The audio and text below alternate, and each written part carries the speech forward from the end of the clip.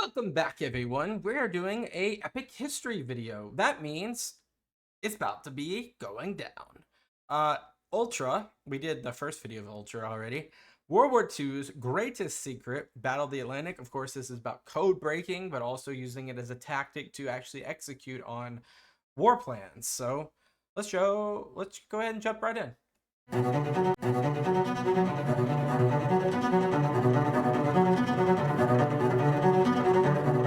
During the deadliest war in history, Britain and the Allies stand against the Axis powers.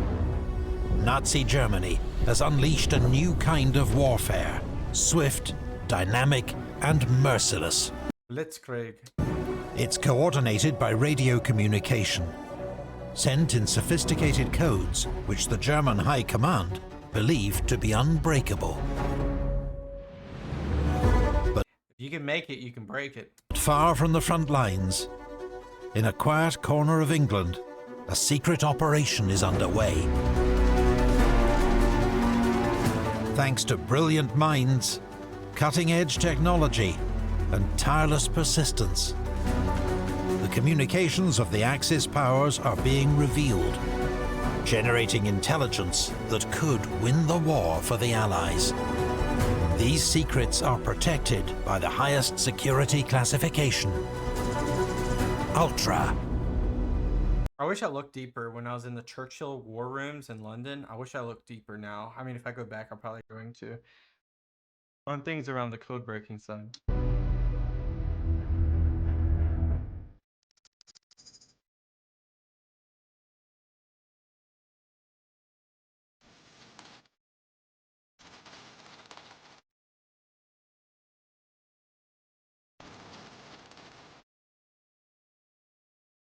Yeah, so the Blitz has already began at this point. Really, like, Britain against the world. I think France has fallen at this point. I don't think Operation Barbarossa has even happened yet. I'm not sure. I don't think it has. The British Empire is the last major power fighting Nazi Germany. Yeah. The British Isles are exposed to constant air attack and are utterly dependent on supplies arriving by sea. In this critical hour of the war, codebreakers at Bletchley Park continue to unravel the Enigma codes used by the German Army and Air Force. But they're unable to crack the formidable Enigma codes used by the German Navy. In the North Yeah, the submarine warfare is diabolical out there. Atlantic, German U-boats are sinking merchant ships bound for Great Britain at an alarming rate. Which is crazy that they would do that at that pace, given that was pretty much the entrance to the war for the United States last time in World War I. Without the food and fuel they carry, British resistance will crumble.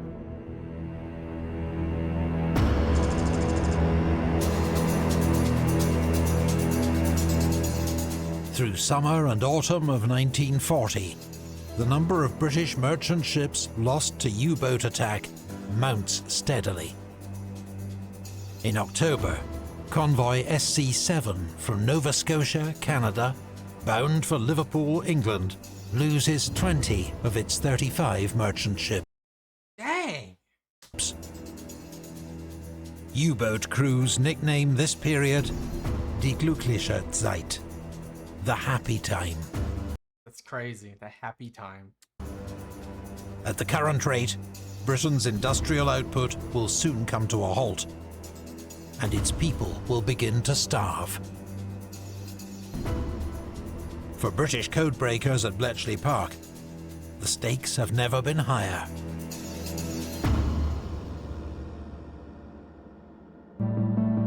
U-boat operations depend on radio messages to coordinate their searches, report convoy sightings, and to gather as wolf packs as they close in for the kill. The German Navy has been using Enigma since 1926, and their procedures are far more disciplined than the Army or Air Force. The operator errors exploited by Bletchley to break Army and Air Force Enigma will not work against the Navy. Naval Enigma machines also have more possible settings. From 1940, the German Navy are switching between 8 code wheels rather than the 5 used by the Army. It's just, they would have to get their hands on one, right, to actually understand that? And Air Force. This represents a massive increase in complexity, raising the possible combinations of rotors from 60 to 336. That's a 6x increase. Few believe the naval codes can be broken.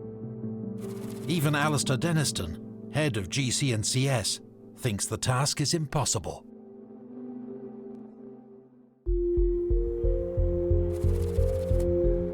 One of the few people who believe it can be done is Alan Turing. He will head up the attack on Naval Enigma from Hut 8 in the grounds of Bletchley Park. Turing goes to work on the problem and deduces that the naval message keys are further encrypted using bigram tables, which lay out substitutions for letter pairings that change daily. This is way over my head. Turing's theories are confirmed on the 26th of April, when HMS Griffin captures a German naval trawler, finding bigram tables on board. Okay, so they have what they need. The tables are printed on red paper in water-soluble ink. To destroy them, a German sailor simply has to throw them overboard. But they don't do it in time. Super smart on their behalf, but didn't work out. The capture allows Bletchley to break 6 days' worth of Naval Enigma traffic. The remainder of 1940 brings few successes. Searching for a breakthrough, Hut 8 attempts to produce cribs. These are strings of text, phrases, words, numbers that are likely to appear in an encrypted message. The Royal Air Force assists by laying sea mines in locations that will be spotted by German vessels. When the ships report the mine's location via Enigma, the British are listening and can use the coordinates to create a new crib. But Okay, so that's interesting. And this is really more about pattern recognition than anything. their work is largely futile without the bigram tables. It's clear to Turing that if they are to break naval codes consistently, the British need to capture more codebooks.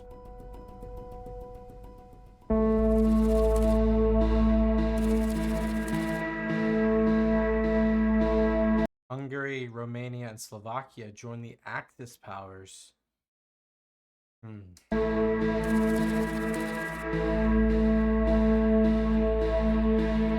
So did what's his name? So did Wilson. But things changed. That winter, U-boats continue to prey upon convoys bound for Britain. At Bletchley Park, a trickle of captured material continues to arrive. There are a few isolated breaks into Naval Enigma, but no major progress. Frustration grows. Then, in March 1941, a British boarding party seizes the German armed trawler Krebs, sailing off Norway's Lofoten Islands, and finds intact Enigma message key tables. It allows Hut 8 to read Naval Enigma for several weeks. Not quickly enough to provide useful intelligence, but it does allow them to reverse engineer the bigram tables currently in use. Hut 8 is incredibly close to cracking Naval Enigma. The final breakthrough comes when codebreaker Harry Hinsley makes a discovery amongst the Enigma traffic. The German Navy has ships in the Atlantic which radio weather reports back to base.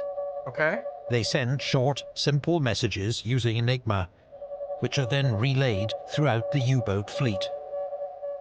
Not only are these ships vulnerable to capture, the standardized format of weather reports makes them an abundant source of cribs. The Royal Navy dispatches task forces to seize the German weather ships. It's very difficult though, because you don't know who else is out there under that water. In early May, München is captured in the North Atlantic. Another, the Lauenberg, is taken the following month. Also in May, the crew of HMS Bulldog pull off an astonishing coup, boarding the stricken U-boat U-110 in mid-Atlantic to seize its Enigma machine and codebooks.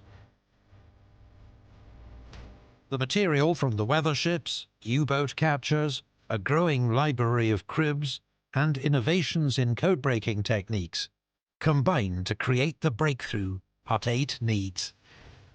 So, as of recently, a bunch of new material comes in. Now they can make more cribs, which are just the different phrases that are common, that then they can deduce possible pattern recognition to break the code. The Enigma network in use by the German Navy, known as Dolphin, is repeatedly broken through the summer of 1941. And then... But my thing is, like, you got to figure out a healthy balance between showing that you know, but also acting on the knowledge. So, because if you show all your cards, they're just going to switch things up and you're back to square one. So you got to find a healthy balance there. From the 20th of September, it is broken every day until the end of the war. Dang. Intelligence from Naval Enigma gives advance warning of U-boat attacks, allowing the Allies to reroute convoys. It's a critical factor in reducing attacks on merchant shipping. Between March and June 1941, U-boats had destroyed 282,000 tons of shipping every month. Every month. In July 1941, the shipping lost to U-boats drops by more than half to 120,000 tons a month, and just 62,000 tons by November. Britain's Atlantic lifeline remains open for now. For now. The brilliant minds at Bletchley Park have successfully unravelled Enigma. But tighter German procedures and the complexity of naval Enigma have made the old pencil and paper techniques obsolete. The codebreakers must find new methods to keep up with the Axis. The solution is mechanical, and it comes from one of Bletchley Park's most brilliant minds. The bomb?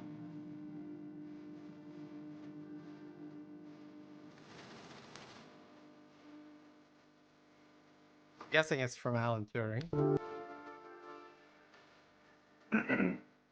Alan Turing had been recruited to the government code and cipher school in 1938, at the age of 26. At Bletchley Park, his eccentricity is legendary. He cycles to work in a gas mask to ward off hay fever, chains his teacup to the radiator to stop it being stolen, and at the outbreak of war he buried his savings in a secret location. Very interesting guy. Which he subsequently forgot. Oh my goodness. But his genius is undeniable, and his work and life story will resonate well beyond the war and into the 21st century. Whilst working at Cambridge in the 1930s, he had conceived of what would come to be known as a Turing machine, a theoretical super typewriter that could automatically solve any given problem using preset algorithms. He was further inspired by the work of the Polish codebreaker Marian Rejewski, who had developed an electromechanical device called the bomba That's what it's called, the Bomba. Machine searched through possible Enigma wheel orientations to uncover message settings. Building on this prior work, Turing conceives of a new machine, the bomb. Oh, Bomba. This new design will be able to crack the Germans' most sophisticated wartime Enigma codes. The first model, called Victory, had been installed at Bletchley on the 18th of March 1940. Whilst several variations will be designed during the war, the typical bomb stands 2 meters tall, weighs about a ton, and contains 19 kilometers of wire. God dang! It took a while to build, probably. Its rotating drums can mimic the operation of several Enigma machines, and a single bomb is capable of hunting through 17,576 possible Enigma settings in little more than 10 minutes.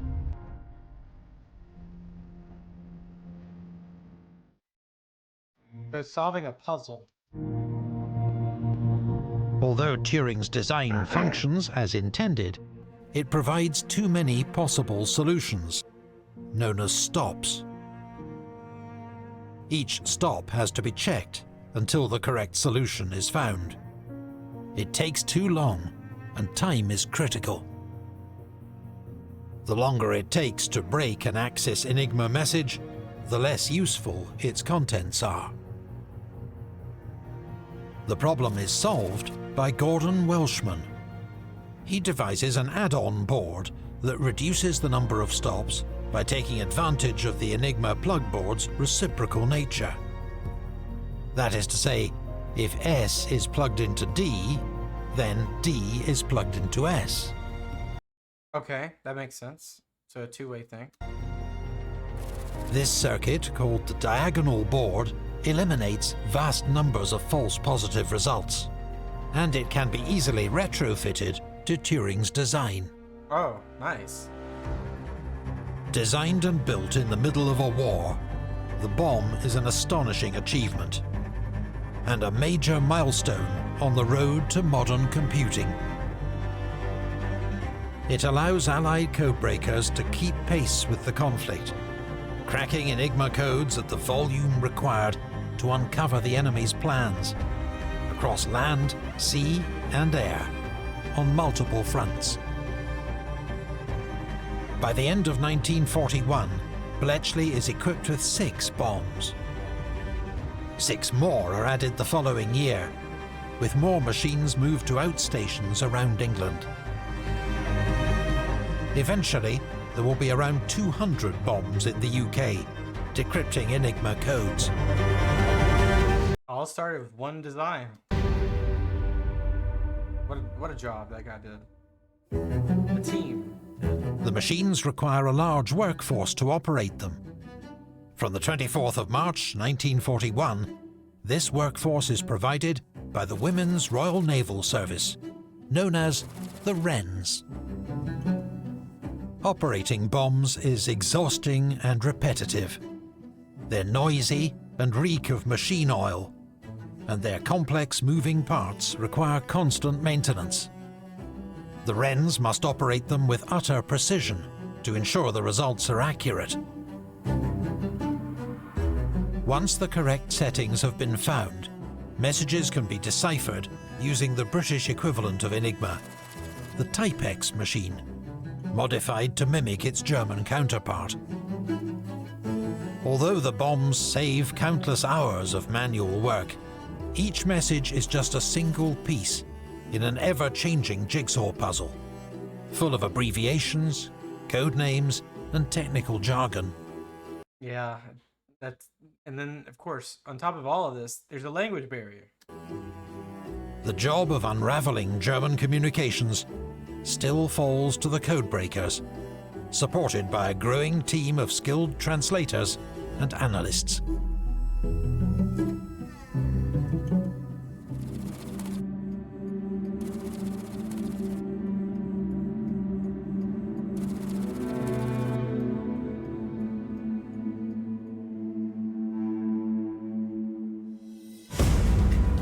As the war heats up in North Africa and the Med, Bletchley Park analysts are able to provide a series of important insights into enemy plans.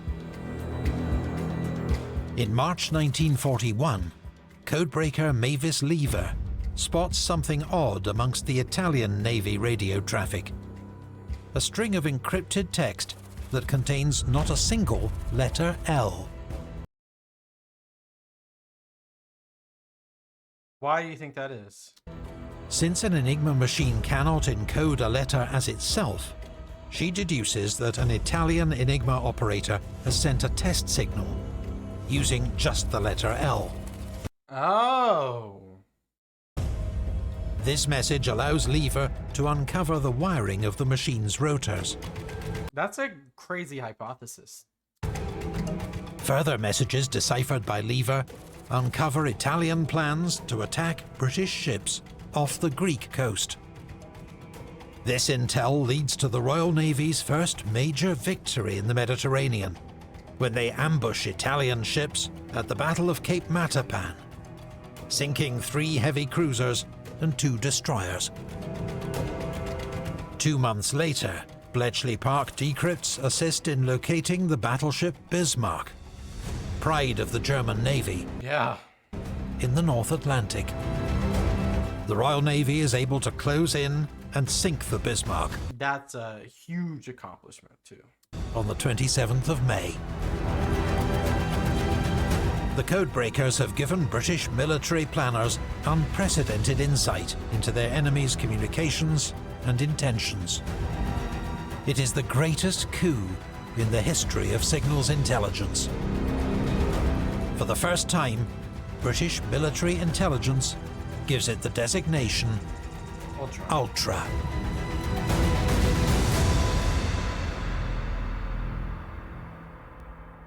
But on its own, it's not enough to blunt the German war machine.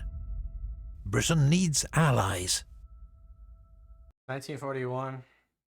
I know where this is going. June 1941. Can't remember where this is going to end up. Either it's going to be Russia or something else. Yeah, that's it. That's it. And it's crazy, obviously, because they partitioned Poland by conquest on each side.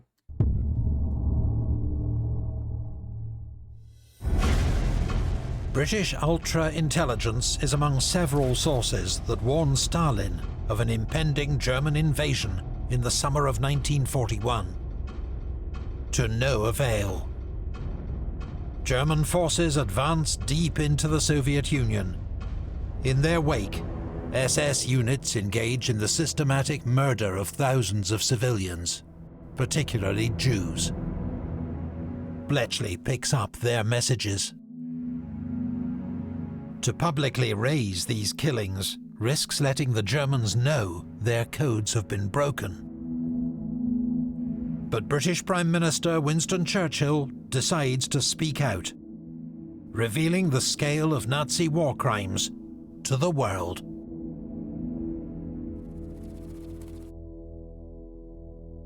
August 1941. We are in the presence of a crime without a name. On the 7th... Of course, that's in August. That really doesn't deter... Or not deter... Well, sorry. That doesn't push, we'll just say for lack of a better word, America into the war until this, obviously. Month of December 1941. The Empire of Japan attacks the American naval base at Pearl Harbor, as well as British, US, and Dutch bases across East Asia.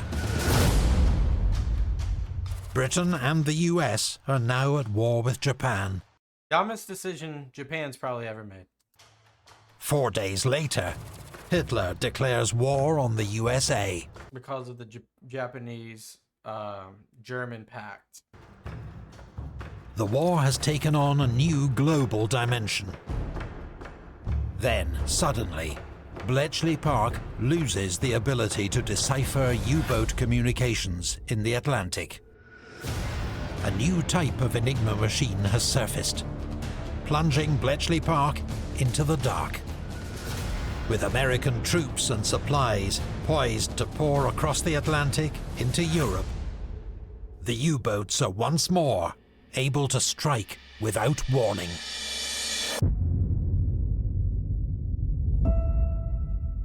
For the codebreakers of World War II, data was hard to track down. That's a crazy ad intro right there. Is that it though?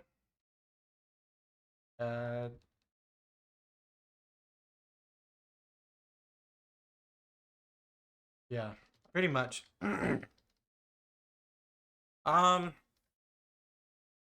lot of this stuff goes over my head, but I understand like the basics here. It's very interesting though, like I said, the balance between information and usage of information. Sometimes it could be coincidental in terms of the result, maybe for the enemy. Like for example, like the cargo, the tons of cargo that's moving across.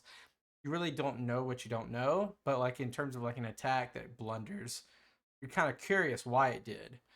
Um, and if it actually is effective with the information you have. But sometimes I imagine that they switched it up given like the maybe the usage of rhetoric that Churchill had as around the war crimes that they would not have known otherwise, or some other messages that may have got decrypted that were obviously decrypted. Um, that are just they preventively maintenanced it and they recreated something that now overwhelmingly discouraged the system that was set up by Bletchley Park. But we're at the end of 1941. We're probably entering 1942 now. There's a lot of war still left. There's 3 years of war left in Europe. 3 years left of war in Pacific. A lot is needed. A lot is needed. And then that's Ultra, of course, is like the counterpart of Magic, which is in the Pacific Ocean. So still a lot to talk about. But thank you guys so much for being here. Hope you got a good informational like pull from this. It's the code breaking and the puzzles and stuff. It's very high tech in terms of like the mathematics, but besides that, everything else makes sense. Um, yeah, love Epic History. Go follow them. Go subscribe to them. Pretty sure you already are doing that, but if you're not, go do that. I'll see you guys next time. Peace out. Bye bye.